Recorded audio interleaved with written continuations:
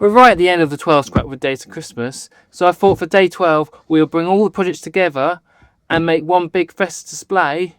And today we are making this rustic house, which will be the centre of it. Let's get started.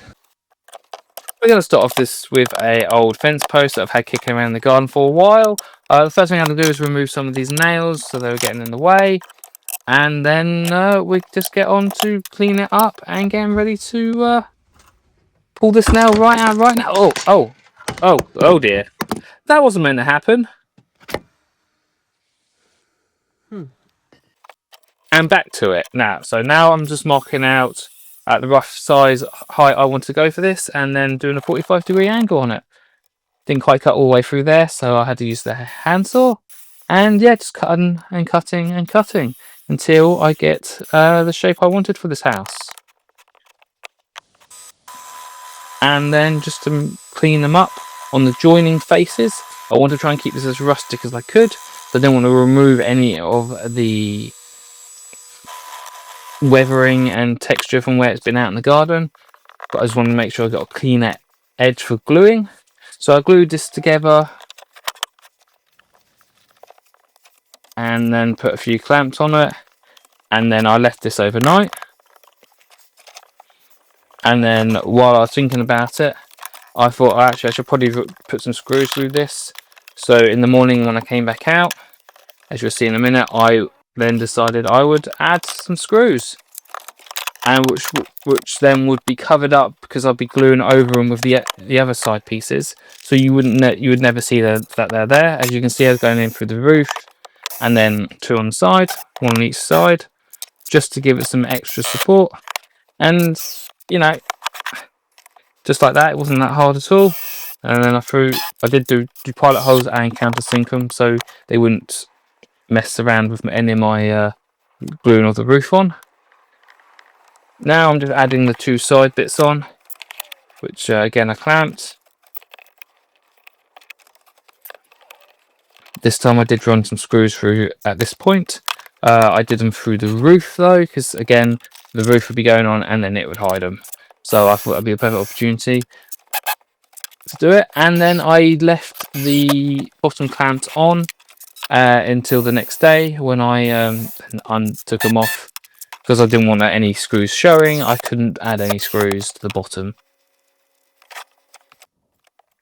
Next, we are now measuring up for the roof. I found this piece of pallet wood that I had in the shed, which was quite.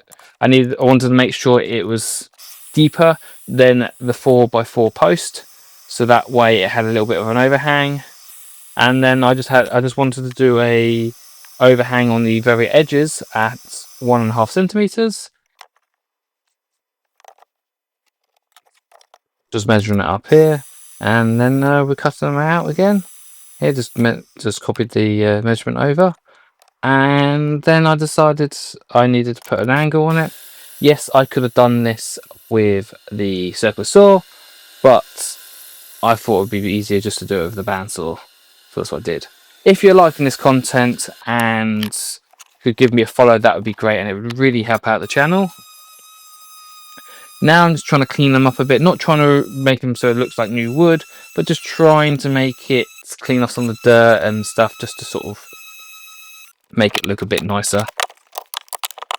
I was going to paint this, and you know, I don't want the paint to be falling off. So now I am just putting some glue on the end grain before I glue the roof together, just so it lets it soak into the wood, so then I can top it back up and then get a good nice glue bond. And while I was waiting for that, I started staining the roof. So here I'm adding a bit more glue on, and my super glue bottle lid is stuck on, so I had to take the whole thing apart, and then I just poured it on. Probably not the best thing to do. I was in a hurry, I just wanted to get it done, so that's what I did. Now I'm on to painting. So I used some red acrylic and put some black in. Then I wasn't quite happy with the colour, so I added some more red and didn't quite get the colour I wanted. I wanted to be a bit more red, but that's what I was going with. I added water just to thin it out slightly and make it take to the wood a bit easier, and then I just brushed it all on.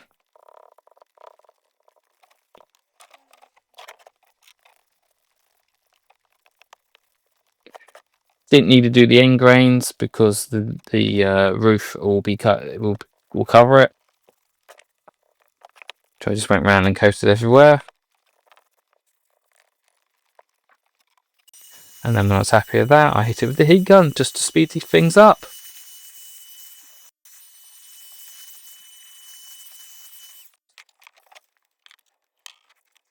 And then now that's dry, I'm now moving on to staining that as well. Again, that's also a bit darker than I wanted to. I wanted quite a lighter brown, but I should have tried it out on the wood first. It took the wood differently to how I expected it, and that's how it came out.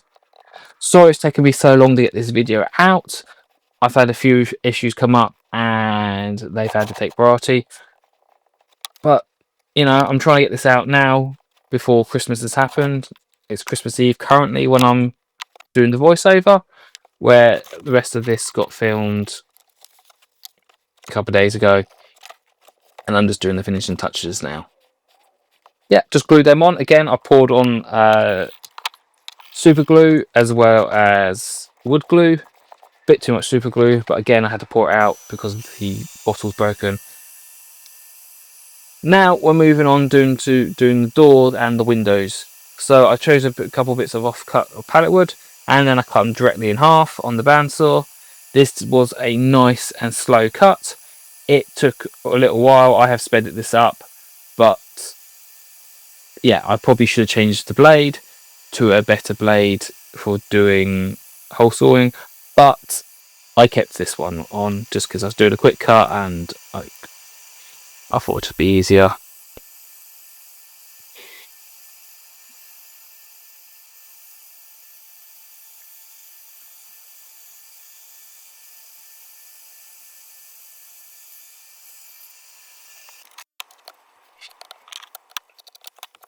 I forgot to square up the edges of this wood, so I just gone and done that off camera quickly, and then I'm happy they're the right size for the door, and then the offcuts have become quite nice for the bottom windows. So when I was happy with the size of all the windows, I then painted them white.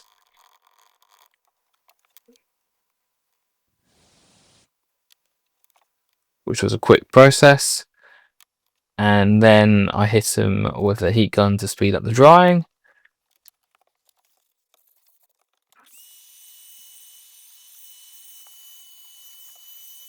And then I did the doors as well, just to sort of help speed them up. And then when I was happy with that, I then got the black paint out, and then I painted all the way around the outside of the windows.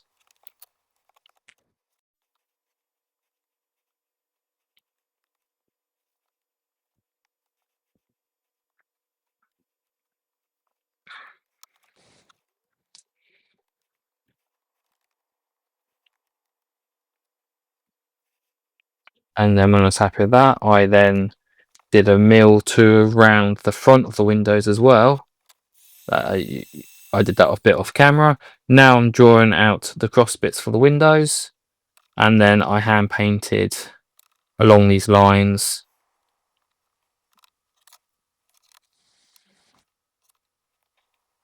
Which the outcome hasn't come out too badly, but I would have preferred them to be straighter, but it is what it is. Hit with the heat gun to help speed things up, and then there you go. The starting to take some shape. I used the hot glue gun this time, so I thought it was easier than using the super glue again. And then I used the ruler on the top of the door to line up the windows with the doors.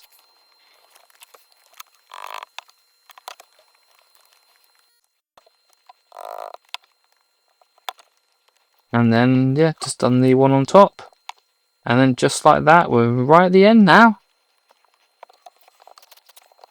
What do you think? It is now complete, and I think the outcome's come out great. The colour isn't quite what I wanted. I wanted it slightly redder, but I put way too much black in to start off with, so that was a mistake on my part. And the windows have come out pretty well. Would have been a bit nicer if they were a bit more straight than my freehand.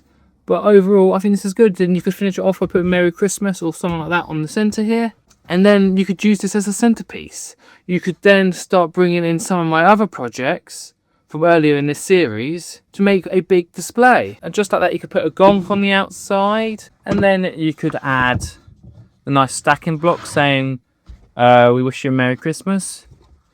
And, you know, you could then stick a reindeer at the front, as well as including the truck. And the truck won't be complete without a couple of trees in the back. And then you could dot some trees around the outside. Can't forget the Santa with the light up nose. And then before you know it, you've got this nice display. You could keep adding some more of my other projects in if you really wanted to. And then adding the countdown to Christmas would also be a nice touch to this display. And then before you know it, I'm on a room on this on my bench here to show everything off. And then, you know, there's some of the other projects like the wagon and Santa hat. You could have dotted around. You could have more of these trees. You can have more of these trees just sort of dotted around. And then before you know it, you've got this nice big display. Now, let me know what you think about this whole setup in general down in the comments. Thank you for watching. This has been a great series, and I'm appreciative of all the people who have come over to the channel, who have liked and subscribed. Thank you, and Merry Christmas, and I'll see you in the new year for more projects. Thank you for watching, and I'll see you on the next one. Thank you for watching this far through, and if you enjoyed all these builds over the last 12 days of Christmas, then I've queued up another video right here for you that I think you'll also enjoy. And if you missed any of the episodes on how to build any of this stuff, then there's a playlist right here for you. Thank you for watching, and I'll see you on the next one.